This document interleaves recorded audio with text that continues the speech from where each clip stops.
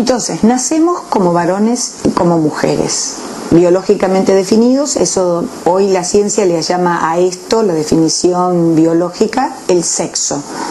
Uno nace con sexo definido. Existen algunas excepciones, excepcionalísimas, con alguna alteración genética, alguna alteración cromosómica, alguna alteración a nivel de la constitución de las gónadas, a nivel hormonal o a nivel de la manifestación o de del desarrollo de los genitales externos o internos, pero estos son excepciones que pueden considerarse incluso una en 5.000, en 10.000, en 100.000 personas, no es una... por eso se llaman excepciones únicas y que además van acompañadas de un montón de otras manifestaciones. Si no, el 99% de la población o el 98% de la población nace definido varón y mujer. Pero acá no termina todo, porque si acá terminara todo no habría ningún inconveniente ni ningún conflicto con la identidad, ¿no? Uno quedaría establecido según las reglas biológicas. Sin embargo, el ser humano trasciende su condición biológica y además de tener un sexo biológico, también aprende, se descubre, reconoce su ser femenino y su ser masculino. ¿Y de dónde lo va a aprender? Obviamente lo aprende de quienes están alrededor de él, también lo aprende de sus vínculos afectivos más directos, de las imágenes que le llegan a él. Por eso hay muchas fábulas en esto, ¿no? A diferencia de, por ejemplo, un animal que es criado, por ejemplo, si un perro criara un gatito, el gatito no dejaría de maullar, a pesar de que el perro, que sería como su mamá, supuestamente, ladraría. Ninguno de los dos va a adoptar la condición del otro.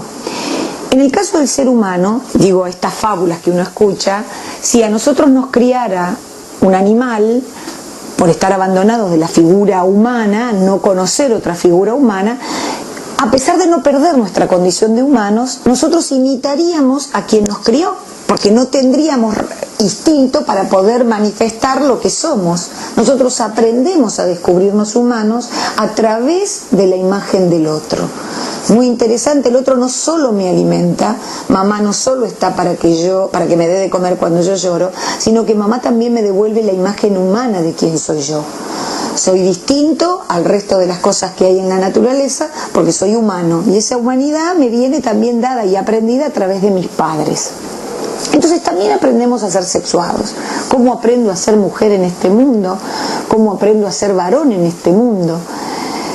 Y eso en los primeros años de nuestra infancia son donde el mayor bagaje de información acumulamos en nuestra mente.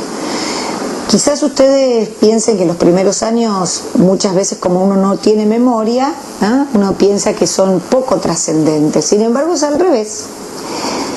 El no tener memoria significa que todo lo que nosotros vivenciamos pasa directamente a nuestro cerebro y a nuestro inconsciente.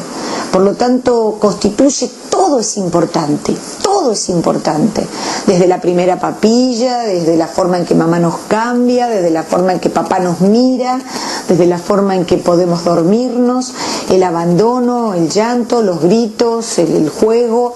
Todo se registra dentro de nuestra mente en los 4 o 5 primeros años de nuestra vida.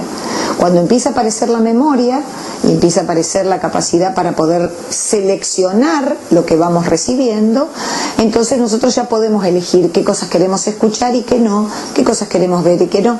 Pero los primeros años son fundamentales para aprender a ser una nena o un nene. Entonces, decíamos, si este aprendizaje que es tan importante en los primeros años de la vida, los vínculos directos son los primeros que nos van a enseñar cómo se aprendemos a ser nenas o nenes. Y entonces aquí los padres toman un rol muy importante, los abuelos, los hermanos, los tíos, pero sobre todo los papás, tanto la figura materna como la figura paterna. Más allá de la relación de nosotros como padres, como esposos, como pareja. A veces los padres pueden no llevarse tan bien o pueden tener sus crisis, pero la relación con el hijo es muy importante que esté presente, porque esa relación con el hijo es lo que lo ayuda a humanizarse y a considerar su condición de femenino y masculino. Entonces vamos a pensar en este tiempo, en esta charla, ¿qué podemos hacer nosotros como padres frente a los primeros años de nuestros hijos? Y lo primero que quisiera reparar es en que nosotros tenemos que pensar primero en nuestra propia sexualidad. Quien no tiene una sexualidad asumida, aceptada, feliz con lo que está viviendo, difícilmente lo pueda transmitir. Por lo tanto, siempre educar a los hijos es un primer planteo para repensarnos nosotros qué nos está pasando con esta etapa de nuestra vida y qué nos está pasando con esta condición de seres sexuados. ¿Cómo vivo yo mi condición de mujer? ¿Cómo vive mi esposo su condición de hombre? ¿Cómo vivimos en esta sociedad que nos toca, en esta realidad, tiempo y espacio? ¿Cómo vivimos nuestra condición de femenino y masculino? Este es un primer punto que deberíamos analizar para poder entender por qué muchas veces nos cuesta hablar con nuestros hijos de algunos de estos temas. Porque posiblemente lo hayamos aprendido mal, o hayamos recibido información cruzada, o hayamos tenido, por ejemplo, muchas veces nuestros padres, por pudorosos o por vergonzosos en algún aspecto, porque ellos también lo han recibido mal, han sido muy cautelosos con nuestra desnudez, o cuando éramos chiquitos y tocábamos nuestras partes del cuerpo, o cuando aparecíamos a lo mejor sin bombachitos, sin calzoncillo, a lo mejor después de un baño, y los papás enseguida decían no, a ponerse la ropa interior, no. Y uno siempre tenía la sensación de que había partes del cuerpo que no eran buenas. Y esto generó en nosotros una mente a lo mejor negativa sobre algún aspecto de nuestra sexualidad. Por eso, el primer punto que sería importante como papás recordar o repasar para poder educar mejor a nuestros hijos es cómo nos sentimos nosotros hoy con nuestra propia sexualidad, cómo vivimos hoy nuestra propia sexualidad.